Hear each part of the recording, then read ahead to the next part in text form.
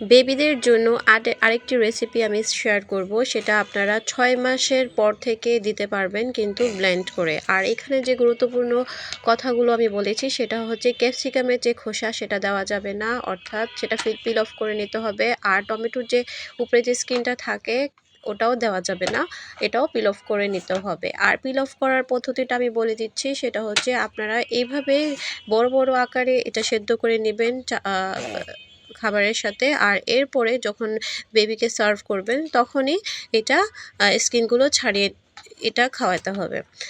এই স্কিনগুলো এই কারণে ছাড়াইতে হবে, কারণ হচ্ছে এটা সহজে হজম হয় না। মটরশুঁটিটা অবশ্যই মেশ করে দিবেন একটু পিল অফ করে, আর কারণ হচ্ছে এটা অনেক সময় বেবিরা চিবিয়ে খায় না তাই।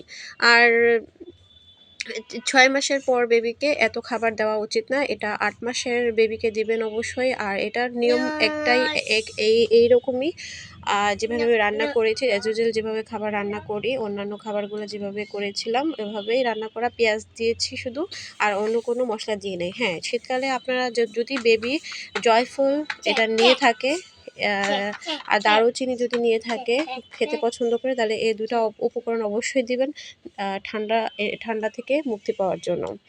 এটা জয়ফল আর হচ্ছে দারুচিনি, এই দুইটা মশলা বেবিদের জন্য খুবই উপকারী। আর গোলমরিচের গুঁড়া মাঝে মধ্যে দিবেন হালকা পাতলা, কারণ এটা কোনো ফ্লেভার নাই, মাঝে মধ্যে একটু টেস্ট করাবেন। আর ওটাও ঠান্ডার জন্য, আর শীতকালে আমার মনে হয় খুবই ভালো হয় বেবিদের জন্য। আর এই তো খাবার যখন আমি খাওয়ানোর আগে আপনারা অবশ্যই 1 চামচ ঘি, বাটার এগুলো খাওয়াবেন, কারণ এটা রোগ প্রতিরোধ ক্ষমতা বাড়ায় বাচ্চাদের। আর এখানে যেটা দেখাচ্ছি, আমি মটরশুঁটিটা এভাবে খোসাটা ছাড়িয়ে নিয়েছি।